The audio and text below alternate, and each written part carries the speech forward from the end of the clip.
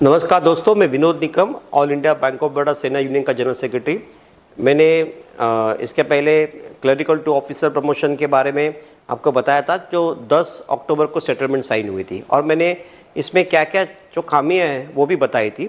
आज मैं आपको सब स्टाफ टू क्लरिकल जो पोस्ट के लिए कैंडिडेट्स ने अप्लाई किया था या फिर इसकी जो सेटलमेंट हुई है उसके बारे में कुछ बताना चाहता हूँ। दोस्तों, जब ये ऑनलाइन रजिस्ट्रेशन चालू हो गया था, बहुत सारे लोगों को तभी पता चल गया कि हम इस सेटलमेंट में एलिजिबल नहीं है। इसका मतलब है बैंक ने इस पॉलिसीज मतलब सर्विस कंडीशन को चेंज करते समय कोई भी चीज़ बताई नहीं। इस सर्विस कंडीशन का वायलेशन हुआ है सेक्शन 9A के अंडर, और 21 डेज की नोटिस देनी चाहिए सभी यूनियन को, और इसके बाद कंसल्ट के बाद ये सब चेंजेस होना चाहिए। और ऐसा चेंजेस की क्या ज़रूरत पड़ी कि 55 साल मतलब 60 साल से निकाल के कट ऑफ 55 हो गया। और मैंने जैसे कहा था कि IAS ऑफिसर भी लास्ट ईयर तक होते हैं, एग्जीक्यूटिव लोग भी मतलब ED MDs के लिए 2 साल पहले तक एलिजिबल होते हैं। तो क्या एग्जीक्यूटिव लोगों को ये मतलब ये प्रमोशन जो उनको रोका जाएगा, या उनके साथ भी 55 के बाद उनको कोई प्रमोट नहीं किया जाएगा? तो ये सेटलमेंट हमारे साथ क्यों हुई है? ये बायपार्टिसन सेटलमेंट हुई है। यूनियन ने इस सेटलमेंट को मान्यता किस तरह दी ये मुझे पता नहीं, लेकिन इससे कितना नुकसान हुआ है, पेंशन्स, ग्रेचुइटी, ये बाकी सारी चीज़ जो है उस पर इफेक्ट होने वाला है। फाइनेंशियल बेनिफिट के ऊपर इफेक्ट होने वाला है। जो सब स्टाफ बेचारा इतने साल की सर्विस के बाद अगर वो प्रमोशन लेना चाह रहा था क्लरिकल में, अगर उसको लगता है कि मैं रिटायरमेंट क्लर्क हो या फिर मेरा पेंशन बेनिफिट्स मुझे मिले, फाइनेंशियल बेनिफिट्स में इजाफा हो, तो वो ले नहीं सकता है। और ये बार बार मतलब इससे ऐसा हो गया कि हम ये सारी चीज़ें मतलब इस तरह से मतलब कंसीव कर रहे हैं कि हमें ये लग रहा है कि ये सब ठीक हो रहा है, लेकिन आने वाले दिनों में ये सेटलमेंट है आने वाले 5 साल तक चलेगी। हमें पता भी नहीं चलेगा इससे कितना नुकसान होने वाला है। 2016 में एक सेटलमेंट हुई थी जो NCB ने की थी। उसमें जो सब स्टाफ थे बेचारे, जिन्होंने यशवंतराव चौहान या ओपन यूनिवर्सिटी से ग्रेजुएशन कंप्लीट किया था, जो ये समझ के कि हम क्लर्क बनेंगे, क्योंकि डायरेक्ट इंटरव्यू था उस समय, तो इन्होंने तब एक सेटलमेंट की जिसमें ऐसा बताया गया कि ग्रेजुएट होने के बाद 3 साल आपको मतलब रुकना पड़ेगा। और ये सेटलमेंट जब हुई तो नए मतलब सब स्टाफ भर्ती हुई थी तब की गई थी। तो क्या ये नहीं था कि नए सब स्टाफ भर्ती के पहले जो हमारे साथी है, हमारे जो पहले से जो सब स्टाफ है, जो सीनियर पर्सन है, एक तो उसको सीनियरिटी चैनल से उनको प्रमोट किया जाता, तो इसमें उनका बेनिफिट होता, और बाद में ये कभी भी ये जो मतलब जो हाईली क्वालिफाइड जो रिक्रूटमेंट हुई उनके साथ वो कॉम्पीट नहीं कर पाए, और सालों साल से इनको डिप्राइव किया गया। और फिर अभी जब वक्त आया प्रमोशन का, तो उनको इस प्रमोशन से मतलब बाहर रखा गया है। तो ये सारी चीज़ इसमें हम देखेंगे कि ये 10 अक्टूबर की सेटलमेंट क्या है। जैसे मैंने कहा था, इस सेटलमेंट में जो क्राइटेरिया है वो एजुकेशनल क्वालिफिकेशन में ग्रेजुएट और पोस्ट ग्रेजुएट 3 साल जो क्लरिकल टू ऑफिसर में थी। 12th स्टैंडर्ड है तो 4 साल के बाद आप क्लरिकल सब स्टाफ टू क्लर्क बैठ सकते हैं। SSC और मैट्रिक पास है तो 5 साल, और SSC मैट्रिक फेल्ड और 1 स्टैंडर्ड बिलो अगर आप नॉन मैट्रिक है तो 7 साल। मतलब ग्रेजुएट हो या पोस्ट ग्रेजुएट हो तो 3 साल। और मैंने कहा था कि इसके पहले ग्रेजुएशन 4 साल था, लेकिन फर्स्ट क्लास ग्रेजुएट 2 साल था, पोस्ट क्लास ग्रेजुएट 1 ईयर था, वो चेंज करके इन्होंने 3 साल किया है। 12th स्टैंडर्ड 4 इयर्स किया है, SSC मैट्रिक पास 5 साल किया है, और SSC मैट्रिक फेल्ड और 1 स्टैंडर्ड बिलो 7 साल किया है। तो ये आप पहले समझ लीजिए। उसके बाद active service includes all types of leave probation period. मतलब एक्टिव सर्विस का मतलब है आपका लीव प्रोबेशन पीरियड, मतलब लॉस ऑफ पे इसमें काउंट नहीं होता है। टेम्पररी कैजुअल एम्प्लॉयमेंट पीरियड और एब्सेंस फ्रॉम सर्विस और लॉस ऑफ पे पनिशमेंट पीरियड्स, ये इस पे काउंट नहीं होगा। सैबेटिकल लीव ये इसमें काउंट नहीं होगा, एक्टिव सर्विस में काउंट नहीं होगा। उसके बाद फॉर एक्टिव सर्विस और एक है mister A SSC pass. In bank ने जो एग्जांपल दिया है, 7 साल सर्विस है, लेकिन उसका इंक्रीमेंट 1 साल के लिए स्टॉप हुआ है तो उसका 6 साल पकड़ा जाएगा, 7 साल अगर सर्विस है तो भी।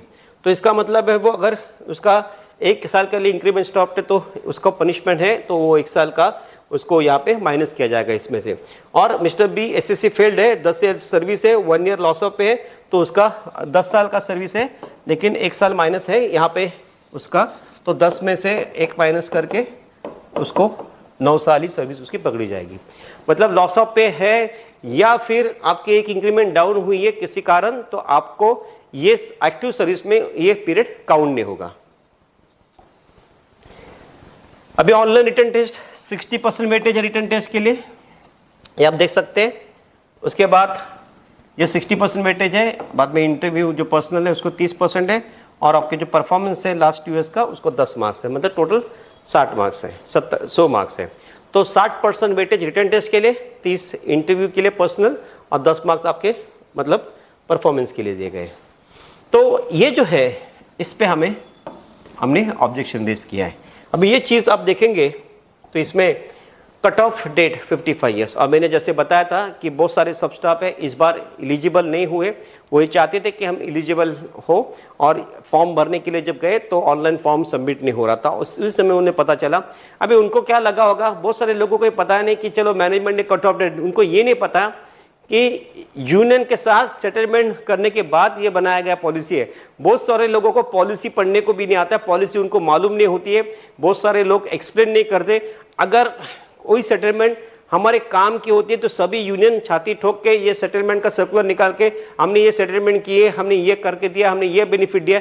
इस सेटलमेंट में ये सर्कुलर हमको दिखा नहीं, क्योंकि ऐसा कोई बेनिफिट ही नहीं हुआ है जो कामगारों के प्रति, उसके उनकी निष्ठा के प्रति, उनके वर्क कल्चर के प्रति, जिनके लिए उनको बेनिफिट मिले, टर्मिनल बेनिफिट्स मिले, या फिर प्रमोशन में उनको कुछ ऐसा एग्जाम्पशन मिले। सीनियरिटी चैनल सब स्टाफ के लिए मैं ये डिमांड कर रहा हूँ कि सीनियरिटी चैनल क्यों नहीं होती है। अगर अवार्ड स्टाफ के लिए मतलब क्लरिकल टू ऑफिसर के लिए होती है, तो सब स्टाफ जो 55 के बाद है जिनका qualification out of term promotion, ये बंद करने का कारण यही था कि बहुत सारे लोगों के साथ अन्याय हो रहा था, और उस आउट ऑफ टर्म प्रमोशन का कंसेप्ट ऐसा था कि पिक एंड चूज था।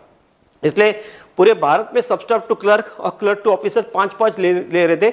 99% लोगों को आउट ऑफ टर्म प्रमोशन का मतलब ही नहीं मालूम था। ओटीपी का मतलब मालूम होता है, लेकिन आउट ऑफ टर्म प्रमोशन मालूम नहीं था।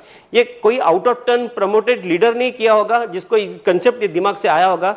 ये नॉर्मल लोगों के दिमाग से आता नहीं है कि हम चाहते हैं कि सबके साथ फेयर मतलब सिलेक्शन हो, और ये जो सिलेक्शन क्राइटेरिया था ये इस बार हमने इसके लिए लेबर कमिश्नर के बाद जब हमने उसको ये बताया तो उसने माना, उसके बाद ये out of term promotion management ने भी इसको खारिज कर दिया। और इस आउट ऑफ सेटलमेंट में सबसे अच्छी बात है कि आउट ऑफ टर्म प्रमोशन जिस तरह से हो रहा था लास्ट 1973 से वो बंद हो गया। सबसे इंपॉर्टेंट बात ये है।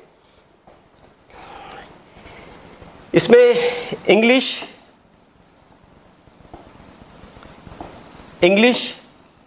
Clerical aptitude and numerical ability, banking operations and banking technology, ये मार्क्स है। और इसमें देखिए इंग्लिश में 15 मार्क्स है, क्वालिफाइंग मार्क्स 6, इसका मतलब 6 से कम नहीं मिलना चाहिए। उसके बाद clerical aptitude and numerical ability 25 question है, उसमें से 10 मार्क्स है, इसका मतलब 10 की 25 में से 10 मिनिमम मिलने चाहिए। अगर 9 मिल गए तो भी आप इसमें फेल हो जाएंगे, तो बाकी के पेपर्स चेक नहीं होंगे या फिर आपको डिस्क्वालीफाई किया जाएगा।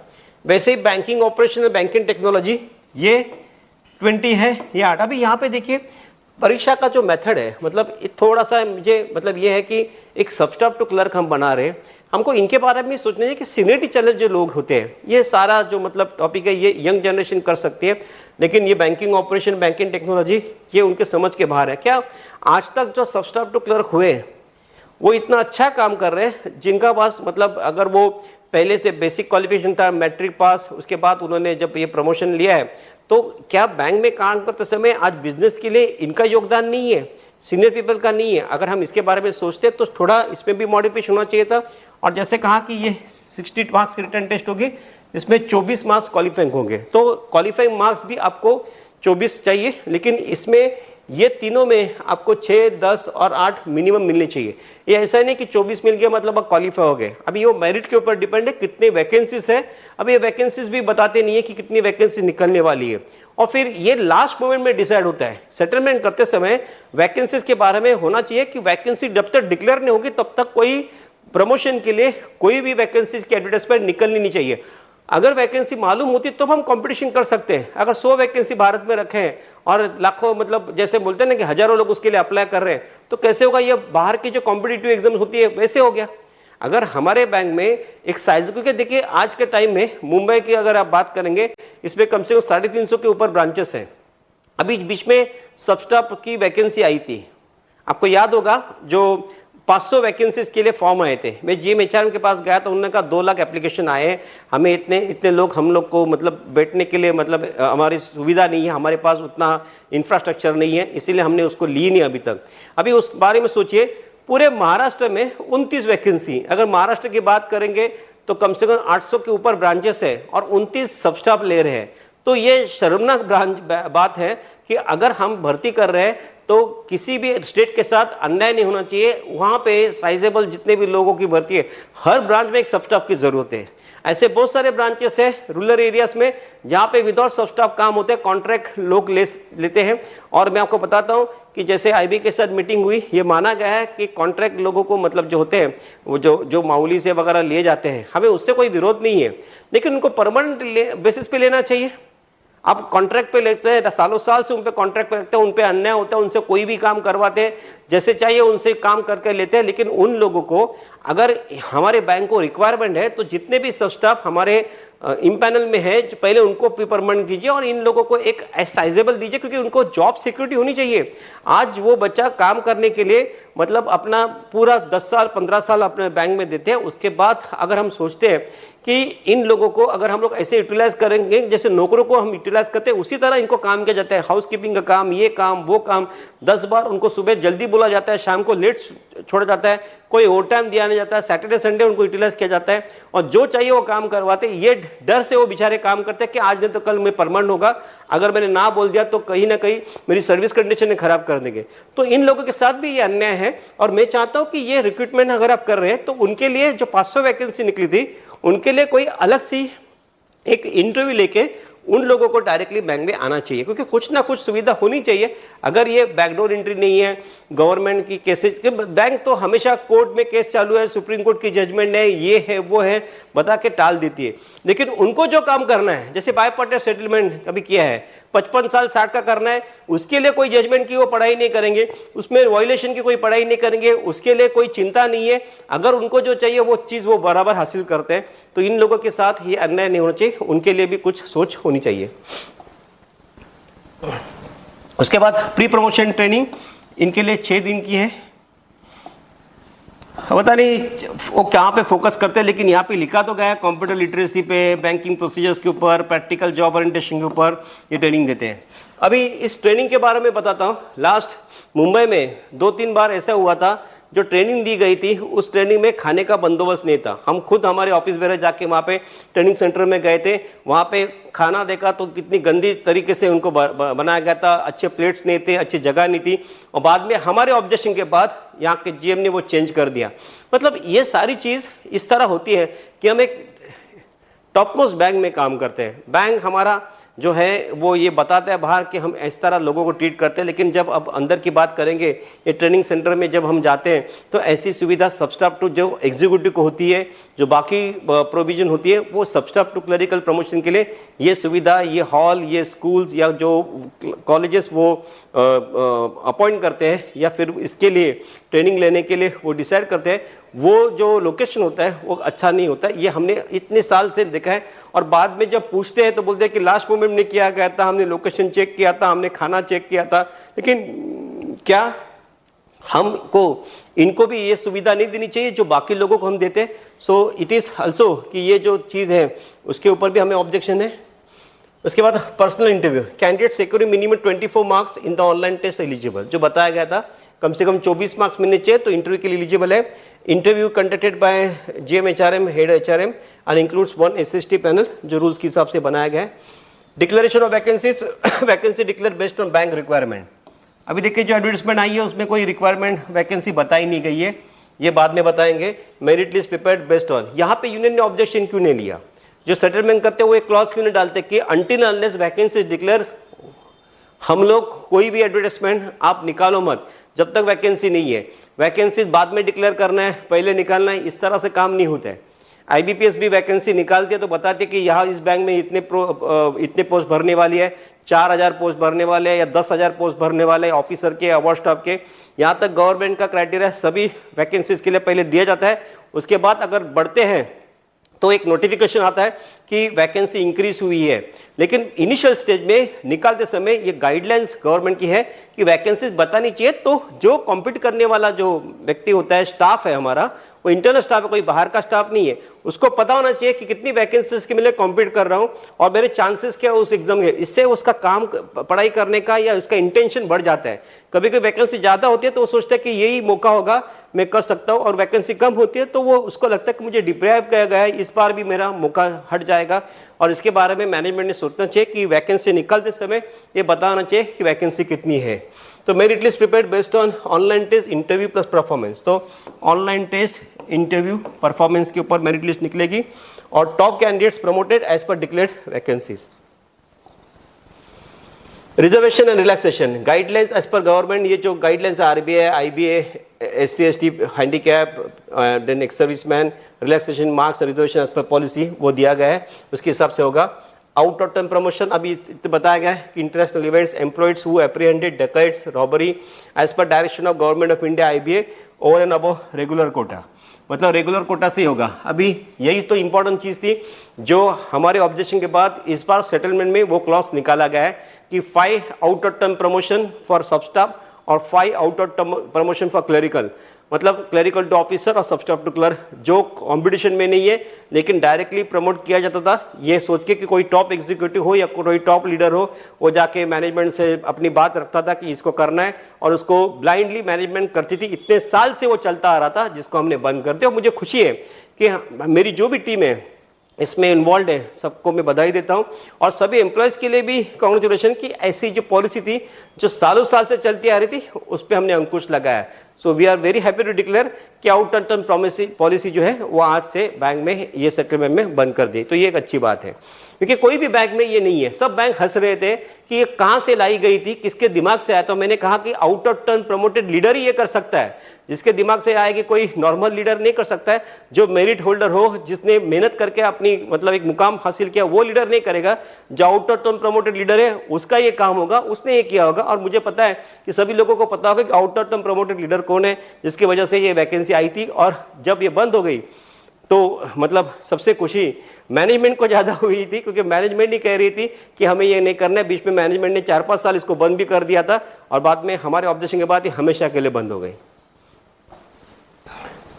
Disciplinary action cases, candidates under suspension, charge sheeted under prosecution may appear in exam, results kept in abeyance, exonerated promotion consideration if found guilty। ये तो पहले वाला क्लॉज है, मतलब अगर चार्जशीट है या आप गिल्टी फाउंड होते हैं तो आपका रिजल्ट मतलब जब तक आप मतलब एबियंस में रखा जाता है। अगर गिल्टी है तो आपको कैंसिलेशन मतलब वो प्रमोशन कैंसिल हो जाता है, अगर गिल्टी नहीं है तो आपको प्रमोट किया जाता है। उसके बाद प्रोबेशन पीरियड, यहाँ पे 6 महीने का प्रोबेशन पीरियड है, और confirmation based on work conduct और अटेंडेंस, ये तो नॉर्मल है। तो 6 महीने का प्रोबेशन है, क्लरिकल टू ऑफिसर के लिए बन सकता था। Refusal ineligible for next 2 promotion, मतलब अगर आप रिफ्यूज करते हैं प्रमोशन तो 2 एक्सरसाइज आप बैठ नहीं सकते।